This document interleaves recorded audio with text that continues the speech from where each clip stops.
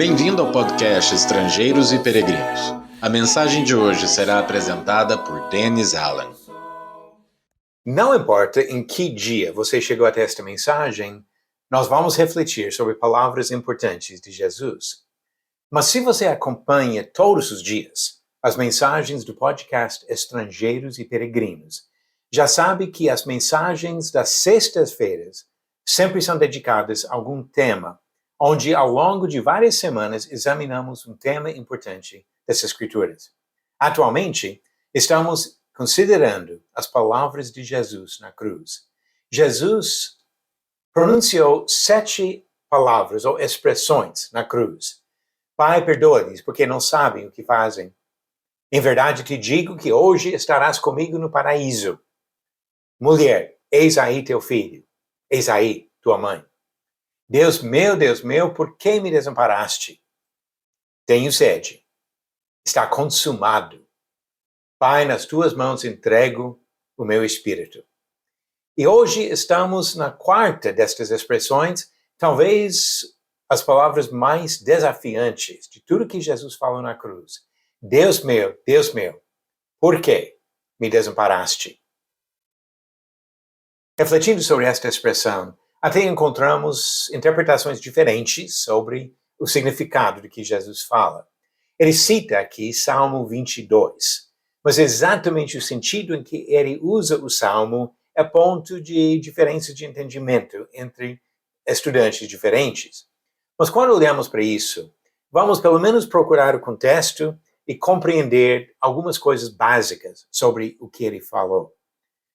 Jesus ficou na cruz durante várias horas, aproximadamente 6 horas. As últimas 3 horas, até quase o final, foram horas de trevas, 3 horas de trevas. Durante esse tempo, nós não temos uma palavra falada por Jesus. Mas no final dessas 3 horas, ele fala as últimas expressões e morre logo, sendo sepultado antes do pôr do sol, naquele dia. O grito de Jesus, relatado aqui para nós, e nós encontramos isso em vários textos, Mateus e Marcos relatam essas palavras que vêm de Salmo 22, verso 1. Deus meu, por que me desamparaste?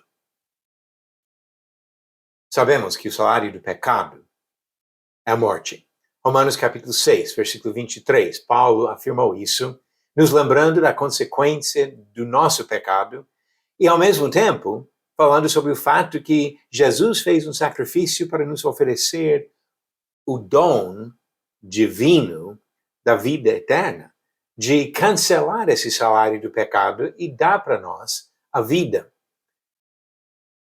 A morte de animais no Antigo Testamento frisou o problema do pecado e esse custo alto, mas não resolveu o problema. Pode pensar em Gênesis capítulo 3, versículo 21, logo depois do pecado de Adão e Eva, Deus fez roupas para eles de peles de animais. Ou seja, foi necessário a morte de animais, justamente para cobrir a vergonha que veio em consequência do pecado. Nós encontramos também, Hebreus capítulo 10, versículo 4, o fato que todos os sacrifícios de animais, e foram muitos feitos ao longo do Antigo Testamento, não removeram pecado. Foi uma maneira simbólica, uma maneira de ensinar, uma maneira de preparar o entendimento das pessoas, mas que de fato não resolveu o problema. Esse sistema de sacrifício de animais foi algo temporário para ensinar, não resolveu o problema. O pecador pode morrer por seus próprios pecados, mas ele não se resgata, pode até pagar o preço do pecado na morte, mas isso não traz vida.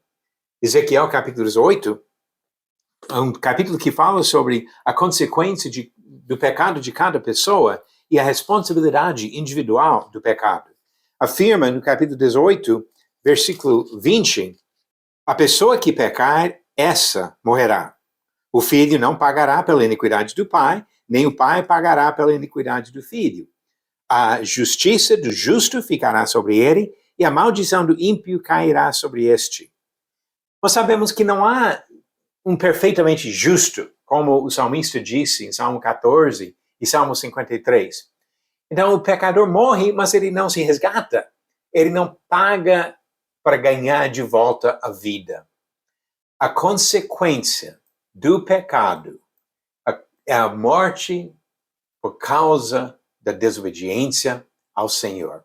Isaías capítulo 59, quando Isaías explicou o problema do afastamento dos israelitas do próprio Senhor, ele explicou que a culpa não era de Deus. Deus não tinha falhado nisso.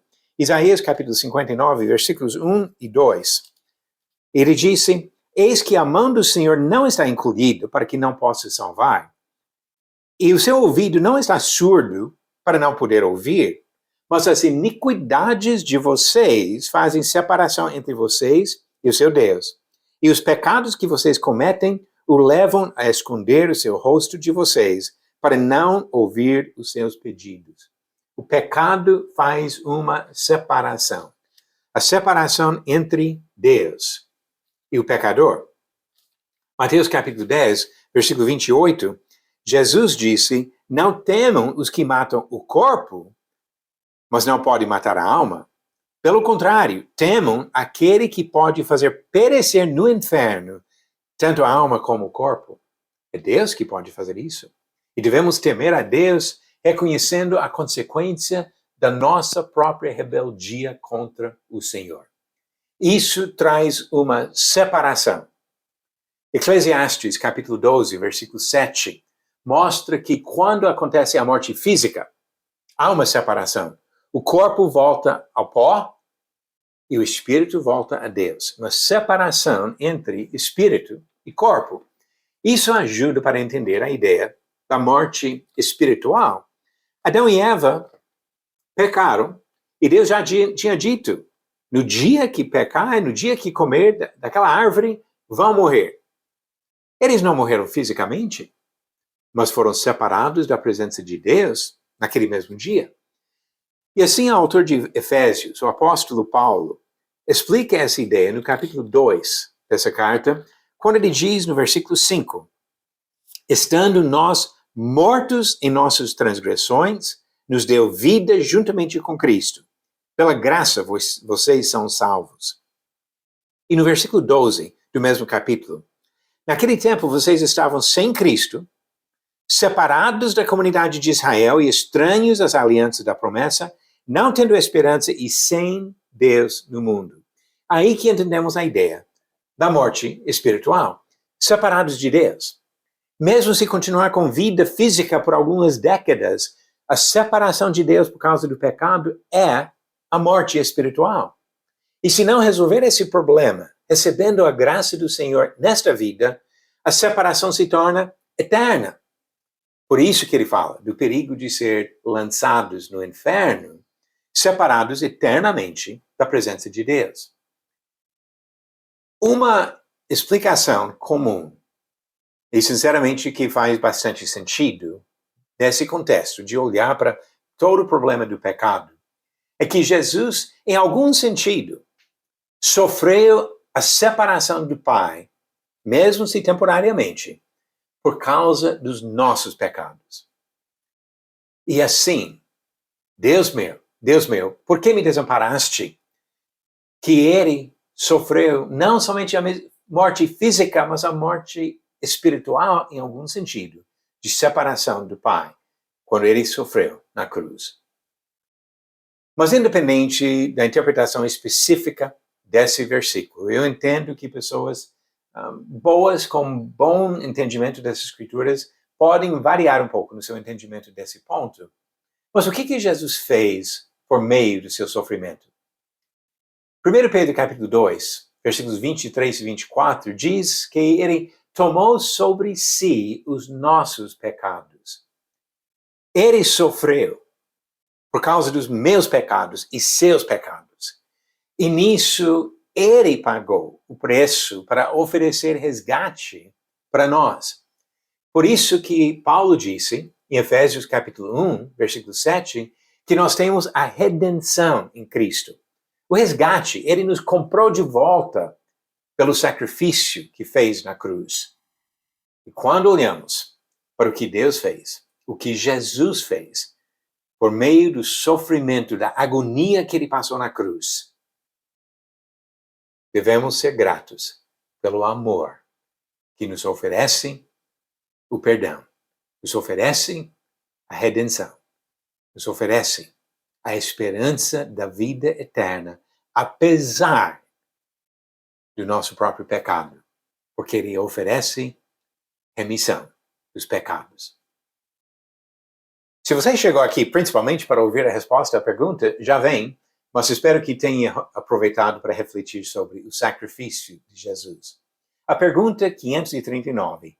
Jesus disse aos escribas e fariseus que ele daria qual sinal para eles?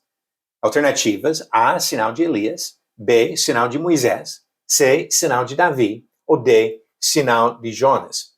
A resposta certa: D, sinal de Jonas. Como Jesus disse em Mateus capítulo 12, versículos 39 e 40.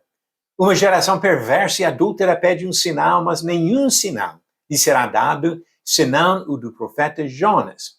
Porque assim como Jonas esteve 3 dias e 3 noites no ventre do grande peixe, assim o Filho do Homem estará 3 dias e 3 noites no coração da terra.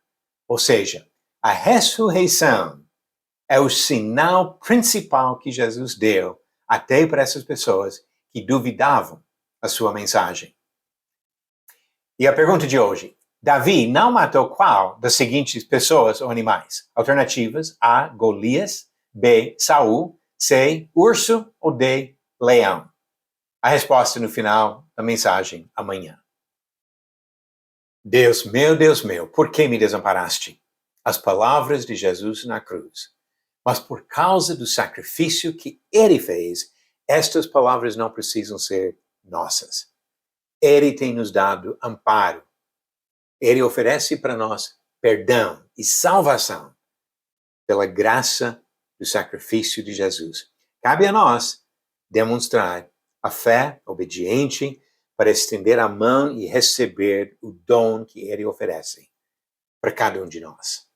Que Deus abençoe você na busca de entendimento da vontade de Deus e da salvação em Jesus Cristo. Obrigado por nos acompanhar nessa jornada pelas Escrituras. Volte amanhã para ouvir mais uma mensagem do podcast Estrangeiros e Peregrinos. Seguimos pelo mundo a viajar.